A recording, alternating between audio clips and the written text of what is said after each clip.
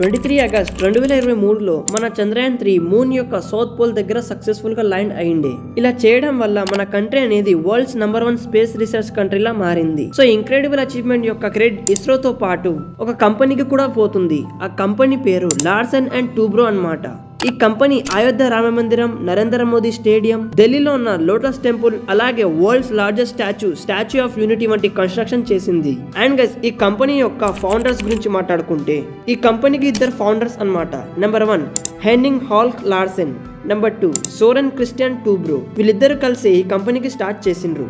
So ఈ కంపెనీని start చేసేటప్పుడు మన ఇండియాలో ఎంటర్‌ప్రెన్యూర్‌షిప్ ట్రెండ్ అనేది లేకుండే. అలాగే ఈ కంపెనీ కన్స్ట్రక్షన్ జాయింట్ గా మారే ముందు ఒక చిన్న లెవెల్లో ఎక్స్పోర్ట్ ఇంపోర్ట్ బిజినెస్ చేస్తుండే, అంటే వర్క్ చేస్తుండే.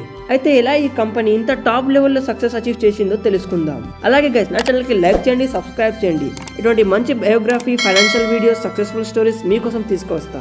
So let's get started. Guys, L&T story year 1934లో స్టార్ట్ అవుతుంది. అప్పుడు డెన్మార్క్ లో ఒక ఎఫ్ఎల్ స్మిత్ అండ్ కో అని కంపెనీ ఉంది. ఈ కంపెనీ తన ఇద్దరు ఇంజనీర్స్ ని సిమెంట్ కంపెనీ ప్రాజెక్ట్ డీల్ పై ఇండియాకి పంపిస్తుంది. ఈ ఇంజనీర్స్ ఎవరంటే Holck Larsen and Soren Christian Toubro అన్నమాట. సో లార్సెన్ గారు కెమికల్ ఇంజనీర్, అలాగే టూబ్రో గారు సివిల్ ఇంజనీర్ గా ఉండేవారు. అయితే వీళ్ళిద్దరు ఇండియాలో వచ్చిన తర్వాతనే పరిచయం అయ్యిండ్రు. ఒకరోజు టూబ్రో గారు లార్సెన్ కి ఇలా చెప్పారు, చూడు, ఇండియాలో ఇండస్ట్రియల్ అండ్ టెక్నాలజికల్ డెవలప్మెంట్ యొక్క చాలా మంచి స్కోప్ ఉంది, కానీ బ్రిటిష్ వారు వెళ్ళిపోతేనే ఇన్ఫ్రాస్ట్రక్చర్ యొక్క గ్రోత్ ఆపర్చునిటీ ఉంటుంది అని. సో టూబ్రో చెప్పిన మాటకి లార్సెన్ గారు అగ్రి అయ్యారు. అండ్ ఇయర్ 1938లో కేవలం ఒక ఓవరాల్ అగ్రిమెంట్ బేస్ పై ముంబైలో ఒక చిన్న రూమ్ లో లార్సెన్ అండ్ టూబ్రో కంపెనీని స్టార్ట్ చేసిండ్రు. స్టార్టింగ్ లో వీరు డానిష్ ఎక్విప్మెంట్స్ ని డెన్మార్క్ నుంచి ఇండియాలో ఇంపోర్ట్ చేసి అమ్మేవారు. ఇలా అమ్మడం వల్ల వీళ్ళకి మంచి ప్రాఫిట్ లభించింది. బట్ నెక్స్ట్ ఇయర్ 1939లో వరల్డ్ వార్ స్టార్ట్ అయిపోయింది. దీంతో వీళ్ళకి డెన్మార్క్ లేదా ఇతర కంట్రీ నుంచి ఎక్విప్మెంట్స్ ని ఇండియాని ఇంపోర్ట్ చేయడం, అంటే ఎక్విప్మెంట్స్ ని ఇండియాలో ఇంపోర్ట్ చేయడం చాలా డిఫికల్ట్ గా మారిపోయింది. ఈ కారణం వల్ల వీళ్ళు ఇండియాలో బిజినెస్ క్లోజ్ చేసి రిటర్న్ తన కంట్రీకి వెళ్లేందుకు ప్లాన్ వేశారు. బట్ వీళ్ళకి ఒక న్యూస్ దొరికింది. ఇందులో జర్మనీ డెన్మార్క్ ని తన అదుపులోకి తీసుకుంది అని తెలిసింది. దీంతో వీళ్ళు ఇద్దరు డెన్మార్క్ వెళ్లే ప్లాన్ క్యాన్సిల్ చేసి ఇండియాలోని వర్క్ నిక్కడం స్టార్ట్ చేసేస్తారు. అయితే వీళ్ళకి తొందరగానే ఒక పని దొరుకుతుంది. అండ్ గైస్, ఈ పని వీళ్ళ లైఫ్ టోటల్ గా చేంజ్ చేసి పాడిస్తుంది. ఆ పని ఏమిటంటే వార్లో డ్యామేజ్ అయిన ప్లేన్స్, పడవలు, ఇతర ఎక్విప్మెంట్స్ ని రిపేర్ చేయడం. దీనికోసం వీళ్ళిద్దరు తన ఫస్ట్ వర్క్ షాప్ ని ఓపెన్ చేస్తారు. అండ్ ఎల్ఎన్టీ లోపలనే హిల్టా లిమిటెడ్ అనే సబ్సిడరీ కంపెనీని రన్ చేస్తారు. ఈ కంపెనీ కేవలం విమానం లేదా షిప్స్ ని రిపేర్ చేసేది. గైస్, మీరు ఇక్కడ ఆలోచించండి, ఎల్ఎన్టీని కేవలం ఇంపోర్ట్ అండ్ ఎక్స్పోర్ట్ కోసం స్టార్ట్ చేసిండ్రు. బట్ ఈ రోజు ఈ కంపెనీ ప్లేన్స్ అండ్ షిప్స్ ని రిపేర్ చేసి తన ప్రాఫిట్ ని ఎర్న్ చేస్తుంది. సో ఇక్కడ మీకు ఏ లెసన్ నేర్చుకున్నారు కామెంట్ సెక్షన్ లో చెప్పండి. గైస్, 1940లో ఎల్ఎన్టీ కంపెనీ యొక్క టర్నింగ్ పాయింట్ వస్తుంది. అదేమిటంటే టాటా గ్రూప్ తో కలిసి వర్క్ చేయడం. టాటా గ్రూప్ ఎల్ఎన్టీ కంపెనీకి ఒక ప్రాజెక్ట్ ఇస్తుంది. ఆ ప్రాజెక్ట్ ఏమిటంటే టాటా కంపెనీ కోసం వాషింగ్ సోడా ప్లాంట్ ని ఇన్స్టాల్ చేయడం. సో ఈ ప్రాజెక్ట్ లో ఇద్దరు మిత్రులు తన 100% ఎఫర్ట్ వేసి ఒక కరెక్ట్ సమయంలో ఈ ప్లాన్ ని పూర్తి చేస్తారు, అంటే ఈ ప్లాన్ ని తయారు చేసేస్తారు. దీంతో మన టాటా గ్రూప్ కంపెనీ ఎల్ఎన్టీ చేసిన వర్క్ తో చాలా మంచి ఇంప్రెస్ అవుతుంది. అలాగే వీళ్ళ పేరు ఇండస్ట్రీలో కూడా చాలా ఫాస్ట్ గా గ్రోత్ అవుతుంది. బట్ స్టోరీ ఇక్కడికి ఎండ్ కాలేదు గైస్. ఇయర్ 1946లో వరల్డ్ వార్ 2 ఆగిపోయింది. దీంతో హెవీ కన్స్ట్రక్షన్ మషిన్స్ మార్కెట్ లో చాలా తక్కువ కాస్ట్ లో దొరుకుతుండే. సో ఎల్ఎన్టీ అన్ని కన్స్ట్రక్షన్ మషిన్స్ ని కొనుగోలు చేసే ప్లాన్ వేసింది. కానీ ఇక్కడ వీళ్ళకి అమౌంట్స్ తక్కువ పడుతుండే. దీనికోసం వీళ్ళు ఈక్విటీని డైల్యూట్ చేసి ఫండింగ్ రైజ్ చేద్దామని చెప్పారు. కానీ వీళ్ళు తన కంపెనీకి రిజిస్టర్ చేసుకోలేకుండ్రే. దీంతో వీళ్ళు తొందరగా ఆ కంపెనీని రిజిస్టర్ చేసుకున్న తర్వాత వీళ్ళు ఫండింగ్ రైజ్ చేసి ఎక్విప్మెంట్ మషిన్స్ కొనుగోలు చేశారు. అలాగే వీళ్ళు ఫ్యూచర్ కన్స్ట్రక్షన్ ప్రాజెక్ట్స్ ని దృష్టిలో పెట్టుకొని ఎల్ఎన్టీ అండర్ ఇంకో కంపెనీని స్టార్ట్ చేసిండ్రు. దీని పేరు engineering construction and contract limited అని పెడతారు. సో గైస్, ఈ రోజు కూడా ఈ కంపెనీ అనేది ఎల్ఎన్టీ యొక్క డివిజన్ అన్నమాట, అంటే కన్స్ట్రక్షన్ డివిజన్ అన్నమాట. ఈ కంపెనీని స్టార్ట్ చేసిన తర్వాత వీళ్ళకి ACC, Mumbai municipal corporation and western railway వంటి చాలా పెద్ద క్లయింట్స్ తో వర్క్ చేసే ఆపర్చునిటీ దొరికింది. దీంతో ఎల్ఎన్టీ చాలా ఫాస్ట్ గా గ్రోత్ అవుతుంది. అండ్ ఇయర్ 1947లో కోల్కతా, మద్రాస్, న్యూఢిల్లీ వంటి స్టేట్స్ లో తన కొత్త ఆఫీసెస్ ని ఓపెన్ చేస్తారు. సో దీని తర్వాత ఇయర్ 1948లో ఎల్ఎన్టీ ముంబైలోని పోవాయి ఏరియాలో 50 ఎకర్ ల్యాండ్ ని కొనుగోలు చేస్తుంది. ఈ ఏరియా చాలా అడవి ప్రాంతం కలిగి ఉండే. కావున అందరూ ఎల్ఎన్టీ కంపెనీకి ఇలా చెప్పారు, నీవు ఈ ల్యాండ్ తీసుకొని పెద్ద తప్పు చేస్తున్నావు అని. బట్ కొన్ని రోజుల తర్వాత ఎల్ఎన్టీ ల్యాండ్ ని డెవలప్ చేయడం స్టార్ట్ చేసేస్తుంది.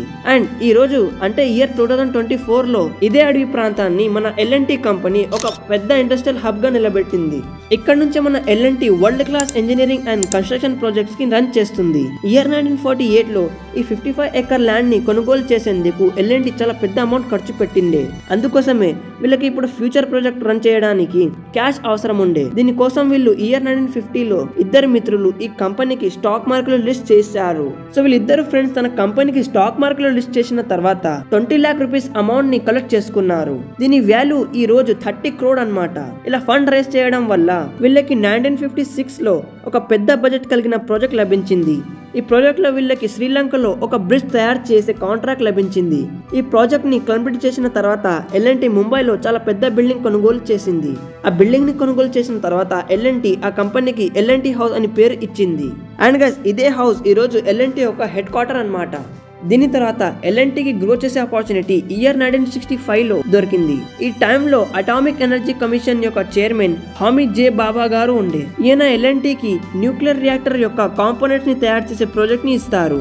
మన L&T ఈ ప్రాజెక్ట్ ని కరెక్ట్ టైంలో అండ్ హై క్వాలిటీ కలిగిన పార్ట్స్ ని తయారు చేస్తుంది. దీంతో L&T యొక్క బ్రాండ్ వాల్యూ దేశవ్యాప్తంగా వ్యాపించింది. దీని రిజల్ట్ 1970 లో కనిపించింది. ఇస్రో L&T కంపెనీకి స్పేస్ ఎక్స్ప్లోరేషన్ ప్రోగ్రామ్ యొక్క పార్ట్నర్షిప్ గా స్వీకరించింది. ఇదే గైస్ L&T యొక్క అతిపెద్ద అచీవ్మెంట్ అన్నమాట. ఇద్దరు మిత్రులు జీరో నుండి ఒక కంపెనీకి కోట్ల వాల్యుయేషన్ కలిగిన స్థానం వరకు తీసుకెళ్లారు. బట్ గైస్ సోరెన్ టూబ్రో గారికి తన కంట్రీ డెన్మార్క్ కి వెళ్లే ఆలోచన వస్తుంది. అందుకోసమే ఈయన తన కంట్రీకి వెళ్లిపోతారు. వెళ్లిపోయిన తర్వాత L&Tకి టూబ్రో గారు అక్కడి నుంచి ఆపరేట్ చేస్తారు. ఇయర్ 1981 లో L&T యొక్క ఫౌండర్ సోరెన్ టూబ్రో గారు డెన్మార్క్ లోనే చనిపోతారు. బట్ రెండవ వైపు ఇయర్ 1978 లో L&T యొక్క చైర్మన్ లార్సన్ గారు రిటైర్మెంట్ తీసుకుంటారు. అండ్ గైస్ లార్సన్ గారు డెన్మార్క్ వెళ్లకుండా ఇండియాలోనే తన లాస్ట్ జీవితం కొనసాగిస్తారు. సో లార్సన్ గారు రిటైర్మెంట్ అయిన తర్వాత L&T యొక్క చైర్మన్ ని NM దేశాయ్ గారికి సెలెక్ట్ చేస్తారు. ఈయన ఎవరంటే L&T కంపెనీ యొక్క మొట్టమొదటిసారిగా ఇన్వెస్ట్ చేశారు. అండ్ ఈయనతో పాటు ఈయన ఫాదర్ కూడా ఇన్వెస్ట్ చేశారు. సో ఇదే కారణం వల్ల ఈయనకి చైర్మన్ గా నిలబెడతారు. సో NM దేశాయ్ గారు చైర్మన్ గా ఉన్నప్పుడు L&T పెద్ద ప్రాజెక్ట్స్ ని కంప్లీట్ చేసింది. లైక్ ఇయర్ 1980 లో L&T DRDO తో కలిసి పార్ట్నర్షిప్ చేసింది.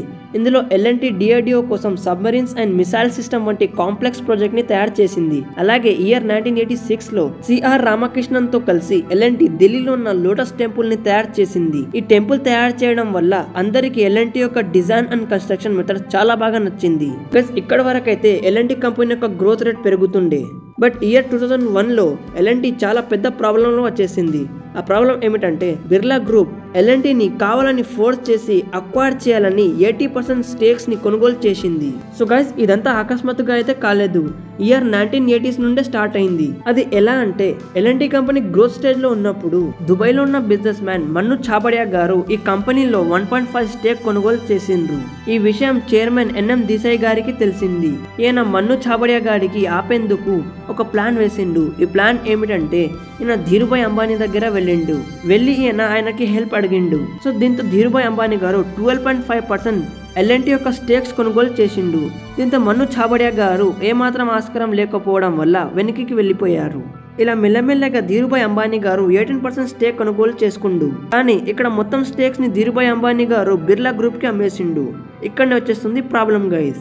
ఇప్పుడు L&T యొక్క షేర్స్ బిర్లా గ్రూప్ దగ్గర వచ్చేయడం వల్ల కుమార్ మంగళం బిర్లా గారు ఇంకో 20% షేర్స్ ని కొంటానని ఆఫర్ ఇచ్చారు. కానీ అప్పుడు చైర్మన్ గారు NM దేశాయ్ గారు కాకుండా AM నాయక్ గారికి ఎంచుకున్నారు. ఈయన ఇక్కడ కంపెనీని కాపాడేందుకు ఒక మాస్టర్ ప్లాన్ వేసిండు.